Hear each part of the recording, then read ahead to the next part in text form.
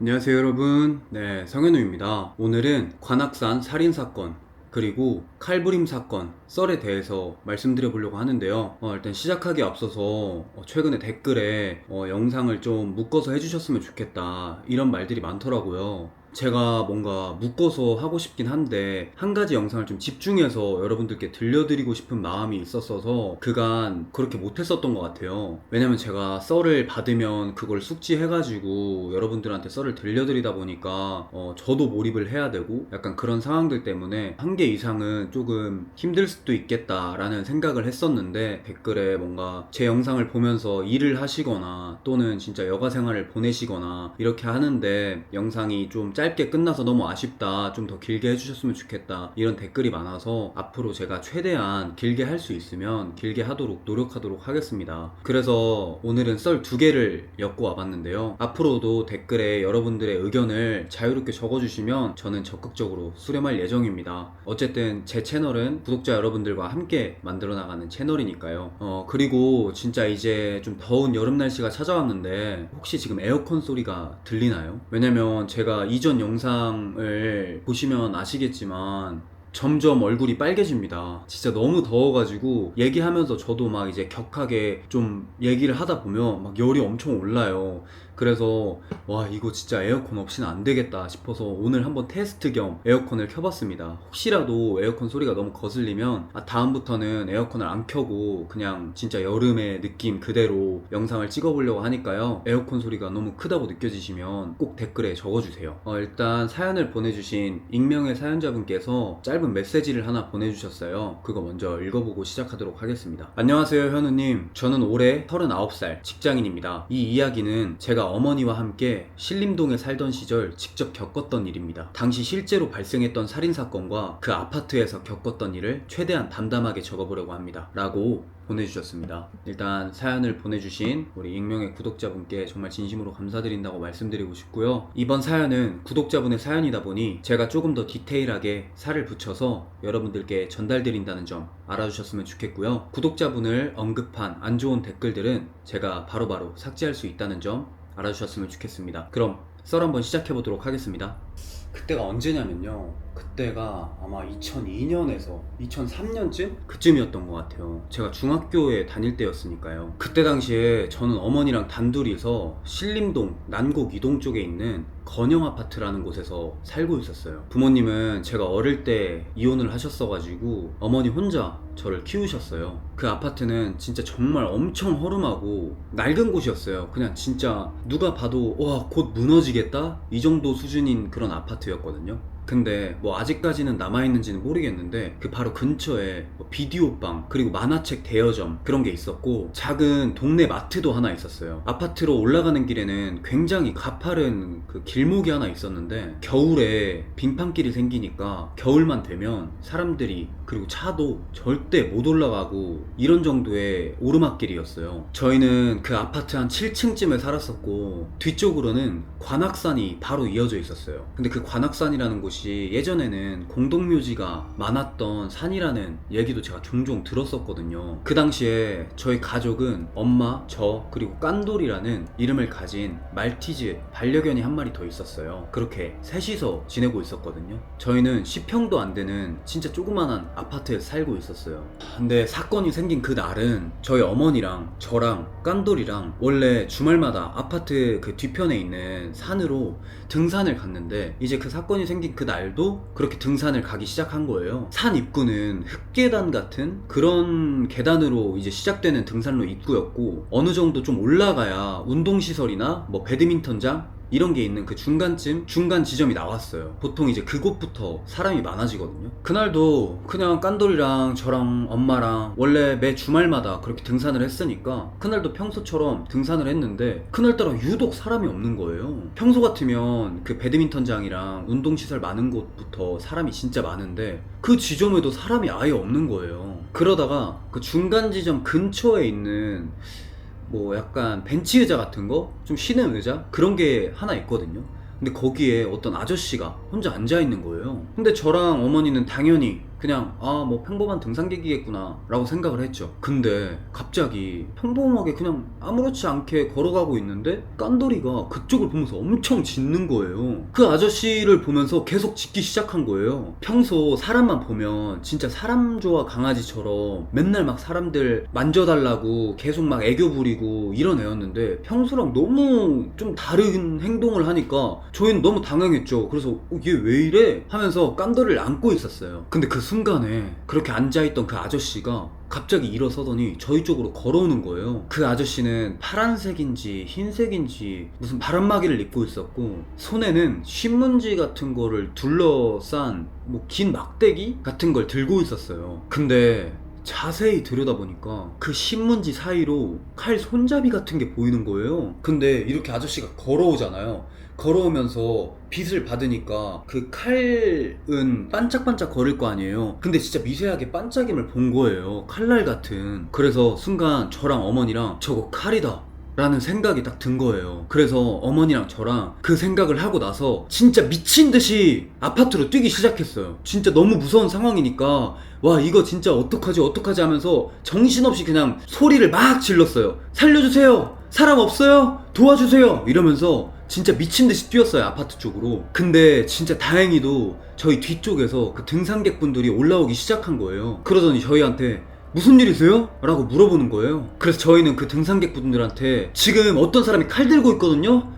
일단 빨리 내려가세요. 일단 내려가야 돼요 하면서 그분들한테 말씀을 드렸어요. 그래서 그 등산객분들이랑 저희 엄마랑 저랑 같이 일단 미친듯이 뛰었어요, 밑으로. 근데 내려오는 도중에도 저희가 계속 확인을 할 거 아니에요. 근데 그 아저씨가 나무랑 그 풀숲 사이에 있죠. 거길로 미친듯이 뛰어오는 거예요. 저희는 그 모습을 봤고 그 등산객분들이랑 같이 무사히 아파트까지 도착을 했어요. 진짜 정말 혹시라도 그 아저씨가 또 쫓아올까봐 바로 엄마 차를 타고 남곡 경찰서로 일단 출발을 했어요. 도착을 해서 경찰서에 허겁지겁 들어가서 좌초지정 설명을 드렸어요. 인상착의랑 흉기 소지 사실까지 전부 말씀드렸어요. 그 이후에는 안전하게 일단 집까지 귀가를 했어요. 근데 그러니까 그 일이 있고 2, 3일인가? 이게 너무 오래된 일이라 정확히 기억은 안 나는데 아마 2, 3일 후였던 걸로 기억을 해요. 평소처럼 등산을 하려고 이제 또 엄마랑 깐돌이랑 해가지고 등산로 입구를 가고 있었어요. 근데 관악산 입구 쪽에 흰 통제선?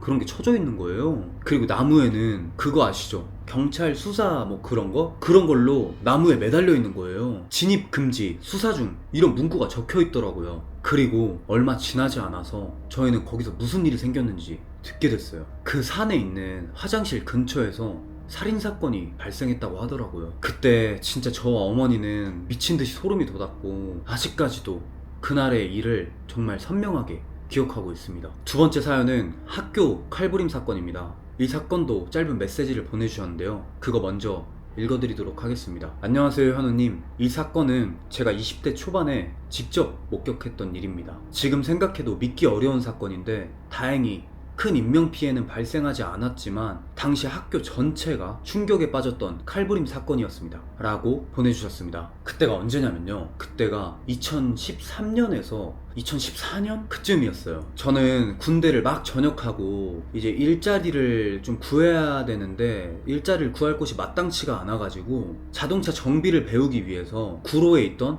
땡땡땡 학교에 다니고 있었어요. 근데 그 사건은 제가 수업을 듣던 한 교실에서 발생했어요. 같은 반에 현수라는 친구가 있었는데 평소에도 그 친구는 교실에서 큰 소리로 막 얘기를 하거나 전화하거나 욕설을 섞어서 이야기하거나 그런 일이 잦은 친구였어요. 어느 날도 현수는 평소랑 똑같이 시끄럽게 전화통화를 하고 있었고 욕설을 막 섞어가면서 결국 석호 형이라는 형이 현수한테 야 전화할 거면 나가서 해라 라고 말했어요. 그 말에 현수가 말대꾸를 하더라고요. 네? 왜요?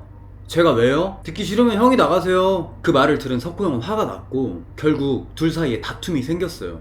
근데 그 당시에는 저는 그냥 흔한 언쟁? 그 정도로만 생각을 했어요. 근데 그 다음 날이죠.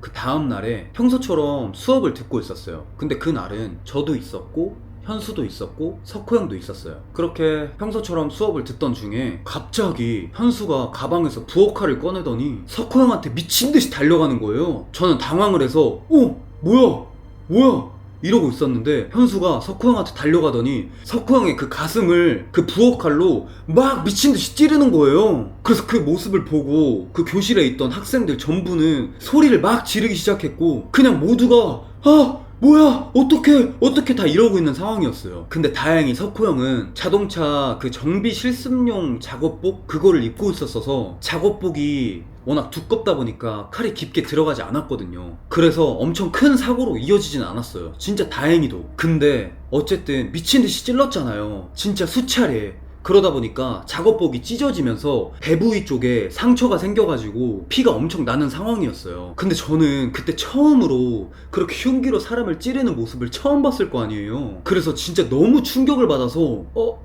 이러면서 한동안 말을 잇지를 못했어요. 뭐 어찌저찌 상황을 일단 잘 해결을 했어요. 해결을 했는데 그 사건 이유가 저는 솔직히 개인적으로 너무 충격적이고 너무 혐오스러웠어요. 그게 뭐였냐면 학교 측의 대응이었어요. 당시 제가 다니던 그 학교 측에서는 학교 이미지가 나빠질 수 있으니 일을 크게 만들지 맙시다 라는 식으로 이야기를 하는 거예요. 근데 그걸 듣고 어떻게 학생들이 납득을 할 수가 있겠어요. 흉기 칼부림 사건이 발생했는데, 그래서 학생들은 어떻게 칼부림 사건이 발생했는데 이걸 그냥 넘어갈 수가 있어요, 경찰에 신고해야 합니다, 이런 목소리를 냈어요. 근데 반면에 현수는 자기가 저지른 일이 얼마나 심각한 일인지 제대로 인식을 못 하더라고요. 심지어 집에서 어머니가 부엌칼이 없어졌으니까 걱정하신다고 부엌칼을 돌려달라고 그렇게 말을 하더라고요. 그래서 그 이야기를 들은 우리 학생들은 전부 다 기가 차서 와 진짜 쟤 미친놈인가? 이러고 있었어요. 그래서 그 이후에 석호 형의 어머님, 아버님이랑 여자친구랑 같이 찾아와서 학교 측에 엄청나게 항의를 했고 학교 안은 한동안 좀 뒤숭숭한 분위기가 생겼었어요. 근데 제가 진짜 기이했던 건 그렇게 칼부림 사건이 발생했음에도 불구하고 석호 형이랑 현수랑 학교를 그만두지도 않고 결국 그냥 조용하게 같은 교실에서 그렇게 2년 동안 수업을 받으면서 졸업까지 하게 됐어요. 당시 학생들 모두가 이게 진짜 말이 되나? 라면서 저희끼리 얘기했었던 그런 기억이 엄청 생생해요. 지금도 제 인생에서 가장 충격적이었던 학교 사건 중 하나로 기억에 남아있습니다. 네, 이렇게 관악산 살인사건 그리고 학교 칼부림 사건 썰에 대해서 말씀드려봤는데요. 제가 이 사연을 들으면서 들었던 생각은 그렇게 낮에도 그런 일이 발생을 하는데 진짜 요즘 세상은 너무 무서운 것 같습니다. 그리고 학교 썰은 저도 약간 공감되는 게 약간 학교에서 무슨 문제가 막 좀 크게 생기고 이랬을 때 쉬쉬하는 걸 진짜 많이 봤어요. 뭐 물론 학교 측의 이미지가 굉장히 중요하고 이렇겠지만 그럼 그 한두 명 이런 학생들 때문에 학교 전체에 있는 학생들이 피해를 보는 거잖아요. 그래서 앞으로 뭔가 학교에서 뭔가 문제가 생기거나 이랬을 때 학교 측에서 최대한 쉬쉬하는 일이 없어졌으면 좋겠습니다. 그리고 여러분 제가 곡 녹음을 마쳤습니다. 아직 최종 단계까지 마친 건 아닌데 사실 왜 최종 단계까지라는 말이 나왔냐면 원래 곡 녹음은 한 번 녹음하면 끝나잖아요. 근데 제가 진짜 우리 기다려주시는 우리 구독자분들과 우리 팬분들을 생각하니까 진짜 저는 원래 평소에 녹음 자체를 진짜 되게 러프하게 해요. 그래야 뭔가 본연의 색깔이 나오는 것 같아서. 근데 구독자분들과 팬분들을 생각하니까 그렇게 안 되더라고요. 그래서 첫날 녹음을 마무리를 하지 못했고 그래서 녹음을 다 날려버렸고 그래서 재녹음을 잡아서 다시 녹음을 했어요. 이거는 어떻게 보면 욕심이라고 할 수 있는데 정말 저는 이런 기회들을 놓치고 싶지 않아서 정말 최선을 다하고 있습니다. 근데 또 이번 녹음에서 화음, 더블링 이런 것들을 녹음 마무리 못 해가지고 그거를 또 녹음을 해야 되는 상황입니다. 그래서 곡 발매가 조금 밀려버렸어요. 네, 일단 그 부분에 있어서 정말 죄송하다고 말씀드리고 싶습니다. 근데 어쨌든 진짜 구독자분들과 우리 팬분들한테 정말 좋은 음악을 들려드리고 싶어서 욕심을 내다 보니 이렇게 된 건데 그 부분 조금만 이해해 주셨으면 좋겠습니다. 그리고 앞에서 말씀드렸다시피 오늘 썰 2개를 말씀드려 봤는데요. 여러분들은 좀 어떻게 생각하시는지에 대해서 의견을 진짜 자유롭게 적어주셨으면 좋겠어요. 여러 가지 썰을 묶어서 들려드리는 게 나은지 아닌지 뭐 이것도 좋지만, 또 여러분들이 제 영상을 보다가 뭐 이런 얘기도 해주세요, 뭐 저런 얘기도 해주세요, 되게 여러 가지 여러분들의 의견이 있으실 거 아니에요. 그럼 그런 의견을 댓글로 적어주시면 제가 진짜 정말 신중하게 읽고 판단해서 더 잘 성장해 나갈 수 있도록 노력해 보도록 하겠습니다. 썰 사연은 꾸준히 받고 있습니다. 제 설명란이나 이 영상 소개란에 썰 사연 보내는 메일 주소 있으니까요, 거기로 많은 사연 제보 부탁드리고요. 오늘도 영상 즐겁게 시청하셨다면 조댓구알 부탁드립니다. 시간이 지나도 몇 년이 지나도 몇십 년이 지나도 정말 이 순간순간의 소중함을 잃지 않고 초심을 잃지 않는 그런 썰현우, 성현우가 되도록 하겠습니다. 그럼 오늘도 시청해주셔서 감사합니다. 안녕. 감사합니다, 여러분.